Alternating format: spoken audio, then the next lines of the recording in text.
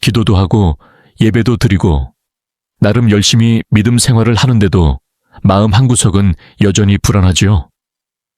오늘 저는 여러분께 묻고 싶습니다. 혹시 아직도 은혜가 아니라 내 노력으로 하나님께 가려고 애쓰고 계시진 않습니까? 사랑하는 여러분, 오늘 제가 여러분께 나누고 싶은 이야기는 사실 제 평생의 메시지였습니다. 제가 수십 년 동안 이 강단에 서서 수도 없이 설교를 했지만 결국 한 가지만 말해왔다고 해도 과언이 아닙니다. 그게 바로 은혜입니다. 제가 이 작은 책, 오직 은혜로를 쓰면서 마음속에 딱 하나 품었던 소망이 있습니다. 그건 여러분이 더 이상 자기 힘으로 하나님께 가려고 애쓰는 일을 멈추고 그냥 하나님이 먼저 내미시는 손을 받아들이게 되는 것, 바로 그것입니다. 여러분, 제가 런던 거리를 걸으면서 사람들을 볼 때마다 마음이 참 아픕니다. 교회에 다니는 사람들은 정말 많습니다. 기도도 열심히 하고 헌금도 하고 봉사도 합니다. 그런데 얼굴을 보면 평안이 없습니다. 왜 그럴까요? 여전히 내가 뭘 더 잘해야 구원을 얻을 수 있다고 생각하기 때문입니다. 이렇게 말하죠. 내가 더 많이 기도하면, 더 착하게 살면, 더 열심히 교회 나가면 언젠가는 하나님이 나를 인정해 주시겠지. 여러분, 이게 얼마나 안타까운 오해인지 아십니까? 제가 분명히 말씀드립니다. 여러분은 이미 충분히 애쓰셨습니다. 이제는 그 애씀을 좀 내려놓으셔도 됩니다. 하나님이 여러분을 받아주시는 이유는 여러분이 잘해서가 아니라 그냥 여러분을 사랑하시기 때문입니다. 이게 바로 은혜입니다. 우리가 벌어들이는 게 아니라 그냥 받는 것입니다. 왜 꼭 은혜여야 할까? 이 질문은 단순해 보이지만 사실 우리 인생 깊은 곳을 건드리는 질문입니다. 우리는 어려서부터 늘 이렇게 배워왔습니다. 열심히 해야 인정받을 수 있다고, 성적을 잘 받아야 칭찬 듣고, 회사에서는 실적을 내야 승진하고 보너스도 받는다고요. 그러다 보니 우리는 하나님 앞에서도 똑같이 행동합니다. 그래서 하나님께 마치 이력서 제출하듯이 나아가죠. 하나님, 보세요. 교회 빠지지 않고 잘 나갔습니다. 성경도 이만큼 읽었고요. 봉사도 저만큼 했습니다. 하지만 여러분, 솔직히 말해보면 어떻습니까? 이렇게 살아도 마음이 편합니까? 아니죠. 오히려 더 지칩니다. 이 정도로는 아직 부족한 것 같은데, 하나님 기준에는 여전히 못 미치는 것 같은데, 이 생각이 우리를 계속 괴롭힙니다. 특히 인생의 후반부에 들어선 분들, 돌아보면 마음이 무거울 때가 많지 않습니까? 그때 더 잘할 수 있었는데, 그 사람한테 좀 더 따뜻하게 대할 걸, 용서했어야 했는데, 여전히 마음에 걸리는 사람이 있는데, 몸은 예전 같지 않고, 건강은 자꾸 떨어지고, 곁에 있던 사람들도 하나둘 떠나갑니다. 그러다 문득 이런 생각이 들죠.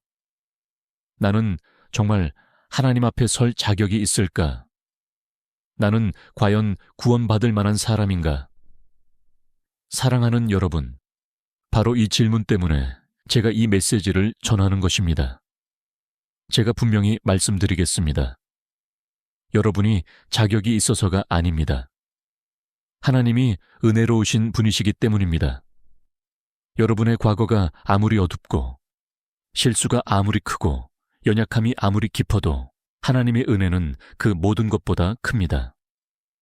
이건 그냥 듣기 좋은 위로가 아닙니다. 이게 바로 복음의 핵심입니다. 기독교 신앙이 말하는 가장 중요한 진리는 이것입니다.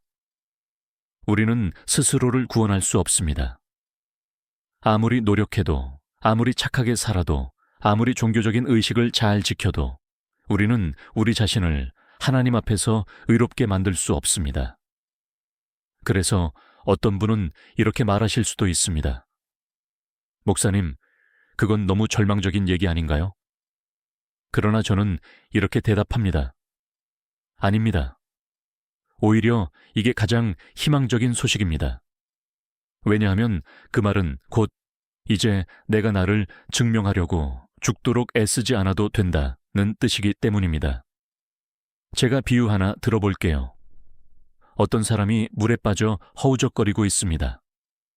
그 사람을 살리는 방법이 뭘까요? 그 순간에 자, 팔 이렇게 뻗으시고 발은 이렇게 차시고 수영을 새로 가르칩니까? 아니죠. 그 사람을 물 밖으로 끌어내는 것, 그것뿐입니다. 우리가 영적으로 그렇게 빠져 있는 상태입니다. 그럴 때 하나님은 우리에게 좀 더 열심히 헤엄쳐봐라 라고 말씀하지 않으십니다. 대신 하나님은 우리를 향해 손을 내미십니다. 우리를 건져내시려고요. 이게 바로 은혜입니다. 그러면 우리는 뭘 해야 할까요? 답은 아주 단순합니다. 그 손을 붙잡기만 하면 됩니다. 내 힘으로 물 밖으로 기어 나오려고 버티는 게 아니라 하나님이 나를 끌어올리시도록 맡기는 것, 그게 바로 믿음입니다. 그리고 놀랍게도 이 믿음조차도 우리가 만들어내는 게 아니라 하나님이 선물로 주시는 것입니다. 많은 사람이 이 단순함 때문에 오히려 더 힘들어합니다. 아니, 그냥 받기만 한다는 게 말이 되나? 내가 한 건 아무것도 없는데. 너무 공짜 같은데. 맞습니다. 그래서 그게 은혜입니다. 내가 뭘 해서 얻는다면 그건 더 이상 은혜가 아니라 월급이겠죠. 그래서 저는 여러분을 초대합니다. 이제 우리의 애씀을 잠깐 내려놓읍시다. 우리가 자랑하던 것들, 우리가 붙들고 있던 종교적 성취들, 잠시 모두 내려놓고 그냥 빈손으로 하나님 앞에 나오십시오. 그리고 이렇게 고백하는 겁니다. 하나님, 저는 할 수 없습니다. 그래서 주님의 은혜를 받겠습니다. 이게 구원의 시작이자 끝입니다. 우리는 은혜로 구원받고 은혜로 살아가며 마지막 날도 은혜로 맞이하게 됩니다. 이제 저와 함께 이 은혜의 길을 같이 걸어가 봅시다. 제가 여러분의 손을 붙들고 천천히, 그러나 확실하게 은혜가 무엇인지 하나씩 보여드리겠습니다. 가끔 제 말이 좀 직설적으로 들릴 수도 있습니다. 하지만 잊지 마십시오. 저는 여러분을 사랑하는 마음으로 말합니다. 이 가르침은 단순하지만 여러분의 삶 전체를 뒤집어 놓을 만한 힘을 가지고 있습니다. 자, 이제 본격적으로 이야기해 봅시다. 은혜가 뭔가요? 저는 여러분께 이렇게 설명하고 싶습니다. 은혜란 받을 자격이 없는 사람이 받을 자격이 없는 것을 받을 자격이 없는데도 받는 것입니다. 조금만 단순하게 말하면 내 공로와 상관없이 주어지는 하나님의 선물, 그게 은혜입니다. 은혜는 우리가 잘해서 받는 보상이 아닙니다. 우리가 요청하기도 전에 이미 준비되어 있고 우리가 깨닫기도 전에 우리를 향해 흐르고 있던 하나님의 일방적인 호의입니다. 그런데 사람들은 이 은혜를 자꾸 오해합니다. 어떤 사람은 은혜를 내가 열심히 하면 그 대가로 주어지는 것처럼 생각합니다. 내가 충분히 기도하면 하나님이 은혜를 주신다. 내가 봉사 열심히 하면 하나님이 응답해 주신다. 여러분, 그건 은혜가 아니라 거래입니다. 또 어떤 사람은 은혜를 감정으로만 생각합니다. 가슴이 막 뜨거워지고 눈물 나고 소름 돋고 이런 경험을 해야 아, 오늘 은혜 받았다라고 말합니다. 하지만 다시 말씀드립니다. 은혜는 감정이 아닙니다. 은혜는 하나님 쪽에서 이미 일어난 객관적인 사실입니다. 우리가 느끼든 못 느끼든 하나님의 은혜는 계속 흐르고 있습니다. 그래서 저는 십자가로 돌아갑니다. 여러분, 십자가를 한번 생각해 보십시오. 우리가 아직 죄인이었을 때, 우리가 하나님께 관심도 없었을 때, 오히려 등을 돌리고 있었을 때, 그때 그리스도께서 우리를 위해 죽으셨습니다. 이게 은혜입니다. 우리가 요청하지 않았는데 이미 이루어졌고, 우리가 자격이 없는데도 우리에게 주어졌고, 우리가 다 이해하지 못해도 이미 완성된 사건입니다. 그렇다면 믿음과 은혜는 어떤 관계일까요? 저는 이렇게 설명하는 걸 좋아합니다. 은혜는 선물이고 믿음은 그 선물을 받는 손입니다.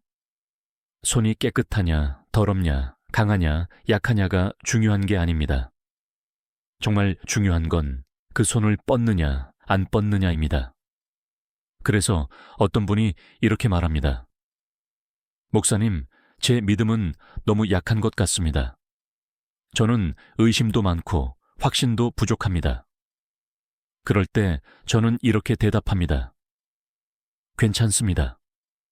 중요한 건 당신 믿음의 크기가 아니라 당신이 붙들고 있는 분이 누구냐입니다. 작은 믿음으로도 위대하신 하나님을 붙들 수 있고 떨리는 손으로도 귀한 선물을 받을 수 있습니다. 이제 회개 이야기를 해보겠습니다. 회개는 단지 잘못했네 하고 후회하는 정도가 아닙니다. 회개는 방향을 바꾸는 것입니다. 내 힘, 내 의지, 내 의로움에서 돌아서서 하나님의 은혜, 그리스도의 의로움 쪽으로 방향을 바꾸는 것. 그게 회개입니다. 진짜 회개는 슬픔을 동반합니다. 하지만 그건 소망이 없는 절망의 슬픔이 아니라 용서와 회복을 기대하는 슬픔입니다. 나는 내 죄를 인정합니다. 하지만 하나님이 나를 용서하실 것을 믿습니다. 이게 복음적인 회개입니다. 그래서 저는 늘 이렇게 말합니다. 회개와 믿음은 동전의 양면이다. 죄에서 돌아서는 것이 회개라면 하나님께로 나아가는 것이 믿음입니다. 둘은 따로 떼어놓고 생각할 수 없습니다. 그리고 저는 제 모든 설교의 중심을 십자가에 둡니다. 십자가는 단지 역사 속 한 사건이 아닙니다. 거기서 하나님의 사랑과 정의가 동시에 드러납니다. 그곳에서 우리의 죄가 심판받았고, 그곳에서 우리가 용서받았습니다. 그곳에서 하나님의 진노가 쏟아졌고, 그곳에서 하나님의 은혜가 넘쳐 흘렀습니다. 그래서 저는 늘 이렇게 말합니다. 자신을 보지 말고 십자가를 보십시오. 내 감정, 내 상태, 내 노력에만 시선을 두지 말고 그리스도께서 십자가에서 이미 이루신 일을 바라보십시오. 구원의 확신도 마찬가지입니다. 많은 분들이 자기 마음속을 끝없이 들여다보면서 확신을 찾으려고 합니다. 내가 정말 변했나? 내가 충분히 거룩한가? 내 믿음은 진짜인가? 여러분, 우리 안에서 확신을 찾으려 하면 끝이 없습니다. 우리 마음은 너무 복잡하고 우리 감정은 너무 자주 변하기 때문입니다. 그래서 저는 방향을 바꾸라고 말씀드립니다. 당신 안을 보지 말고 하나님의 약속을 보십시오. 하나님은 분명히 이렇게 말씀하셨습니다. 나를 믿는 자는 멸망하지 않고 영생을 얻으리라. 그렇다면 질문은 하나입니다. 당신은 믿습니까? 그렇다면 그 약속은 당신 것입니다. 거기에 우리가 확신을 두는 것입니다. 저도 젊은 시절 제 구원을 두고 많이 고민했습니다. 내가 충분히 회개했나? 내 믿음은 진짜인가? 이 생각에 사로잡혀 있었습니다. 그러다 어느 눈 내리던 날, 작은 교회에 들어가게 되었고, 훈련받지 않은 평신도 설교자가 이렇게 외쳤습니다. 그리스도를 바라보십시오. 그냥 바라보십시오. 그 순간 제 안에서 뭐가 분명해졌습니다. 나는 지금까지 나 자신만 계속 쳐다보고 있었구나. 그래서 평안이 없었던 겁니다. 그날 이후 저는 평생 이 한 가지만 전했습니다. 자신을 보지 말고 그리스도를 보라. 그리고 저는 이렇게 강조합니다. 은혜는 우리가 만들어내는 게 아니라 우리가 받기만 하는 것입니다. 이 말이 우리의 자존심에는 꽤 아프게 다가옵니다. 우리는 뭐라도 좀 기여하고 싶습니다. 그래도 이만큼은 내가 했지 않나. 이 말이 하고 싶은 게 사람입니다. 하지만 구원에 있어서 우리 역할은 딱 하나입니다. 받는 것. 그게 전부입니다. 거지가 선물을 받듯이 우리는 빈손으로 나아가 하나님의 은혜를 받습니다. 그리고 잊지 마셔야 할 게 하나 더 있습니다. 하나님의 은혜는 바닥나지 않습니다. 아무리 많은 죄인이 돌아와도, 아무리 많은 사람이 그 은혜를 받아도 여전히 더 많은 은혜가 남아 있습니다. 여러분이 아무리 자주 넘어져도 진심으로 돌이킬 때마다 하나님은 또 일으켜 세우십니다. 제가 감히 이렇게까지 말합니다. 내가 너무 많이 실패해서 이제 하나님 은혜도 다 쓴 것 같아요. 이 말은 사실은 하나님의 은혜를 너무 작게 보는 말입니다. 은혜는 우리 인생 한순간에만 필요한 게 아닙니다. 우리는 은혜로 구원받고, 은혜로 자라고, 은혜로 섬기고, 은혜로 버티고, 은혜로 마지막 숨을 쉽니다. 저 역시 제 사역을 돌아보며 고백합니다.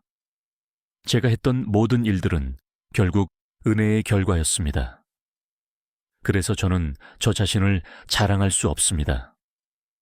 오직 하나님의 은혜를 자랑할 뿐입니다. 이제 이 은혜의 이야기를 우리 지금 현실 속으로 가져와 봅시다. 은혜는 교리로만 머무르면 안 됩니다. 삶 속에서 경험되는 현실이어야 합니다. 나이가 들수록 아침에 일어나면 여기저기 안 아픈 데가 없고, 병원 가면 약봉지는 점점 더 두꺼워지고, 예전에 하던 것들을 더 이상 못하게 됩니다. 그럴 때 이런 생각이 들지 않습니까? 이제 난 쓸모없는 존재가 된 것 같다. 하지만 여러분, 은혜는 우리에게 이렇게 말합니다. 네 가치가 뭘 할 수 있느냐에 달린 게 아니다. 내가 너를 어떻게 보고 있느냐에 달려 있다. 하나님은 여러분이 건강하든 아프든 젊든 늙었든 같은 사랑으로 여러분을 사랑하십니다. 저도 평생 통풍으로 고생했습니다. 너무 아파서 강단에 서지 못하고 침대에만 누워 있어야 할 때도 많았습니다. 그런데 바로 그 무력한 순간들에 저는 오히려 하나님의 은혜를 더 깊이 경험했습니다. 아, 내 힘으로 하는 줄 알았던 것들도 다 은혜였구나. 여러분이 지금 아프시다면 그건 하나님이 여러분을 버리셨다는 증거가 아닙니다. 오히려 은혜를 더 깊이 경험할 수 있는 자리입니다. 하나님은 지금도 말씀하십니다. 내 은혜가 내게 족하다. 경제적인 문제도 마찬가지입니다. 은퇴 후에는 수입은 줄고 물가는 오르고 예상치 못한 지출은 계속 생기고, 나는 평생 성실하게 살았는데 왜 이렇게 힘들까? 이런 생각이 드실 수 있습니다. 하지만 은혜는 이렇게 말합니다. 하나님은 내 필요를 알고 계신다. 하나님이 우리를 무조건 부자로 만들어 주시겠다고 약속하신 건 아닙니다. 하지만 필요를 채워주시겠다고는 약속하셨습니다. 우리가 돈에만 기대고 있으면 돈이 흔들릴 때 우리의 마음도 같이 무너집니다. 하지만 우리가 하나님의 은혜에 기대고 있으면 상황이 흔들려도 마음까지 무너지지는 않습니다. 나이가 들수록 곁에 있던 사람들도 하나둘 떠나고, 아이들도 바빠지고, 집에 혼자 있는 시간이 길어집니다. 그때 찾아오는 깊은 감정이 하나 있습니다. 바로 외로움입니다. 그런데 은혜는 여기서 또 말합니다. 너는 혼자가 아니다. 내가 너와 함께 있다. 이건 그냥 예쁜 말이 아닙니다. 하나님의 약속입니다. 내가 너를 떠나지 않고 버리지 않겠다. 저도 깊은 고독과 우울 속에 있을 때 놀랍게도 그 순간들에 하나님의 임재를 더 강하게 경험했습니다. 다른 모든 관계가 느슨해질 때 하나님과의 관계는 오히려 더 깊어질 수 있습니다. 외로움은 하나님과 더 깊이 만날 수 있는 초대장이 될 수 있습니다. 자녀와의 관계, 손주들과의 세대 차이, 가족 안에서 오가는 서운함과 오해들. 이 모든 것 속에서 우리는 자주 이렇게 느낍니다. 나는 사랑받고 싶고 도움이 되고 싶은데 오히려 짐이 되는 것 같다. 하지만 은혜는 이렇게 알려줍니다. 완벽한 가족은 없다. 그러나 은혜는 그 불완전함 위에 흐른다. 가족이 우리에게 상처를 줄 때 우리는 똑같이 갚아주는 대신 은혜로 대할 수 있습니다.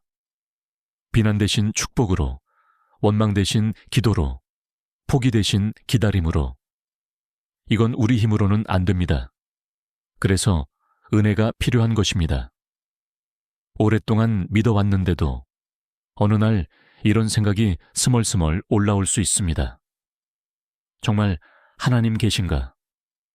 정말 내 기도 들으시는 걸까? 이 모든 게 정말 의미가 있는 걸까? 이런 의심이 드는 나 자신이 너무 실망스럽고 부끄럽기도 합니다. 하지만 저는 이렇게 말합니다. 의심이 있다고 해서 믿음이 없는 게 아닙니다. 오히려 진짜로 믿고 싶으니까 진지하게 고민하는 것입니다. 중요한 건 의심이 있을 때에도 하나님께 계속 나아가는 것입니다. 하나님, 솔직히 잘 모르겠습니다. 그래도 제가 여기 있습니다. 이게 바로 믿음입니다. 은혜는 느끼는 것이 아니라 받아들이는 것. 우리는 자꾸 은혜를 무언가 느껴지는 상태라고 생각합니다.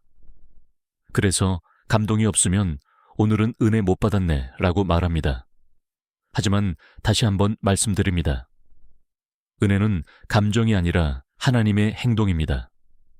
내 느낌이 어떻든 하나님은 오늘도 나를 향해 은혜를 베풀고 계십니다. 우리가 할 일은 그걸 있는 그대로 믿고 받아들이는 것입니다.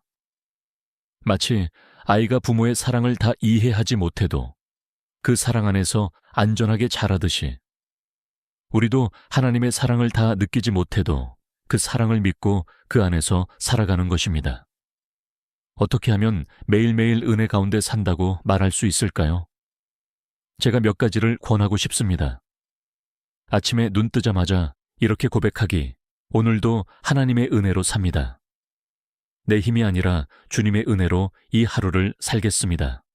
하루 중에 작은 것들에서도 은혜를 의식하기, 맛있는 밥 한 끼, 따뜻한 햇살, 누군가의 한마디 친절한 말, 이걸 당연한 일로 여기지 말고 오늘 하나님이 주신 작은 선물로 받아들이는 것. 저녁에 하루를 돌아보며 은혜 세어보기, 오늘 나를 지켜주신 것, 피하게 하신 위험, 채워주신 필요들, 이런 것들을 짧게라도 기록해 보십시오. 나중에 이 기록이 여러분에게 큰 위로가 됩니다. 받은 은혜를 흘려보내기, 누군가를 용서하고, 누군가에게 먼저 연락하고, 누군가에게 짧은 격려의 말을 해주는 것. 은혜는 붙들어 두면 썩고, 흘려보낼 때 더 흘러 들어옵니다. 우리는 지금까지 은혜가 무엇인지, 어떻게 역사하는지, 오늘 우리의 삶과 무슨 상관이 있는지 함께 살펴봤습니다. 이제 남은 건 한 가지입니다. 그 은혜 안에서 실제로 사는 것. 은혜로 산다는 건 어렵게 말하면 이렇습니다. 내 공로가 아니라 그리스도의 공로를 신뢰하고, 내 계획이 아니라 하나님의 인도하심을 따르고, 내 힘이 아니라 하나님의 능력을 의지하며 사는 것. 저는 제 삶을 돌아보며 이렇게 고백하고 싶습니다. 처음부터 끝까지 다 은혜였습니다. 나는 아무것도 아닌 사람인데 하나님의 은혜가 나를 여기까지 이끌었습니다. 언젠가 여러분도 마지막 날을 맞이하시게 될 겁니다. 그날 우리가 하나님 앞에서 말할 수 있는 한 문장은 아마 이것일 것입니다. 하나님, 제가 여기 온 건 제 잘남 때문이 아니라 오직 은혜 때문입니다. 오직 은혜로. 이 두 단어가 여러분의 고백이 되고, 여러분의 찬양이 되고, 여러분의 간증이 되기를 바랍니다. 지금 이 순간에도 하나님의 은혜는 여러분을 향해 흐르고 있습니다. 느껴지지 않아도, 상황이 안 풀려 보여도, 내가 부족해 보여도 은혜는 멈추지 않습니다. 여러분이 해야 할 일은 단 한 가지입니다. 그 은혜를 거절하지 말고 그냥 받아들이는 것. 여러분, 부족해도 괜찮습니다. 흠 많아도 괜찮습니다. 실수투성이어도 괜찮습니다. 그 어떤 사람보다 은혜가 더 많기 때문입니다. 그러니 여러분, 은혜로 사십시오. 다른 어떤 이름도 붙이지 말고 여러 조건을 달지도 말고 그냥 이렇게 고백합시다. 나는 오늘도 오직 은혜로 삽니다. 아멘.